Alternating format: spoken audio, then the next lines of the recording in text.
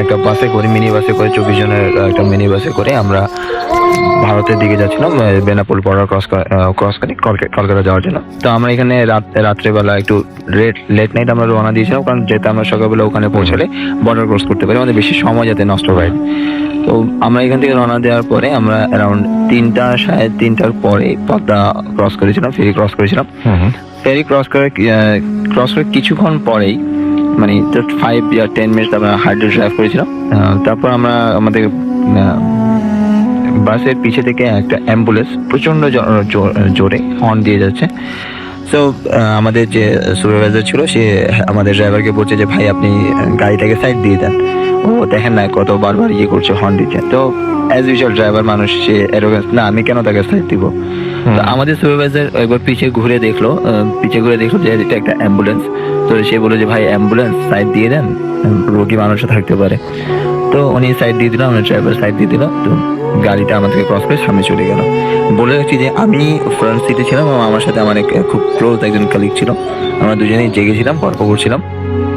আমরা দেখছিলাম যে আমাদের সামনে অ্যাম্বুলেন্স চলে এসেছে এবং বাসের আলোতে আমরা স্পষ্ট অ্যাম্বুলেন্সকে দেখতে পাচ্ছি। অ্যাম্বুলেন্সের গায়ে লেখা অ্যাম্বুলেন্স, লাশবাহী গাড়ি, দুটোই আমরা আমরা খুব সুন্দর করে লক্ষ্য করছি, নাম্বার দেওয়া সবকিছু। কিছুক্ষণ পরে একেবারে চোখের সামনে থেকে রাসেল ভাই গাড়িটা একদম ভ্যানিশ, নাই এবার কিছু নাই যাতে ওখানে, মুহূর্তের মধ্যে। এটা দেখার পর সুপারভাইজার একটু শকড, মোস্ট প্রবাবলি সুপারভাইজার নতুন ছিল।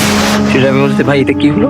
তো ড্রাইভার বললো এগুলো হয় রাস্তাঘাটে, এগুলোর দিকে এত নজর দিতে নেই, চুপচাপ থাক, শান্ত থাক। তো এটার পর থেকে দেখলাম যে সুপারভাইজার নিজে একটু কেমন গুটি গেল, ইঞ্জিনের উপর বসে বললো। কিছুক্ষণ যাওয়ার পরে আমরা দেখলাম যে ওই অ্যাম্বুলেন্সে রাস্তার ভাই রাস্তার এক পাশে উল্টে পড়ে আছে এবং একজন ওয়ার্ড বয় সে হাত দিয়ে আমাদের বাসকে থামানোর চেষ্টা করছে যে আমাদের অ্যাক্সিডেন্ট হয়েছে, আমাদের হেল্পের দরকার। তো আমাদের ড্রাইভার কি করলো, খুব দ্রুত ক্রস করে চলে গেছে ওই অ্যাম্বুলেন্সকে। তো এটা দেখে সুপারভাইজার আবার একটু রেগে গেল। সুপারভাইজার রেগে বললো আরে আপনি দেখছেন ভাই অ্যাম্বুলেন্স অ্যাক্সিডেন্ট হয়েছে, আপনি গাড়ি থামাবেন, এটা কোনো কথা হলো? মানবতা বলে কিছু আছে?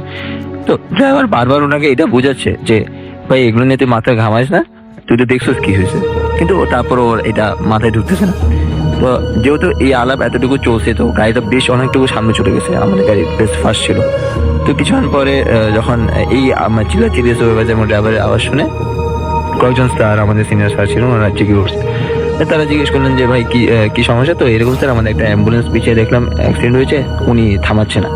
তো স্যাররা বললেন যে না এটা তো কোনো ইয়ে না, তুমি গাড়ি ব্যাক করো। তো আমরা গাড়ি ব্যাক করে আবার ফিরে আসলাম এবং ওই স্পটে এসে দেখি রাসেল ভাই দের ইজ নাথিং, একটা গাড়ি অ্যাক্সিডেন্ট করলে, পড়ে গেলে একটা লরি সেটাকে নিয়ে যাবে, যতটুকু সময় প্রয়োজন তাও যায়নি। এখানে কোনো চিহ্ন নেই যে একটা গাড়ি পড়ে গেছে, কেউ আহত হয়েছে, কোনো গাড়ি গাছে ধাক্কা খেয়েছে, রোডে ধাক্কা খেয়েছে, কোনো কিছুর কোনো চিহ্ন নেই, কমপ্লিটলি ভ্যানিশড। তো এটার পরে আমাদের যে সুপারভাইজার ছিল যথেষ্ট ইয়ে হয়েছে এবং ক্যালকাটা যাওয়ার পরে সে অসুস্থ ছিল এবং সে এতটাই অসুস্থ ছিল যে অলমোস্ট সে 6 মাসের মতো অসুস্থ ছিল এবং তার হাফ বডি প্যারালাইজড হয়ে গেছে। ও মাই গড। এবং সে ক্যালকাটায় ট্রিটমেন্টে ছিল, এখন কিছুদিন আগে সে ট্রিটমেন্ট শেষ করে দেশে ব্যাক করেছে।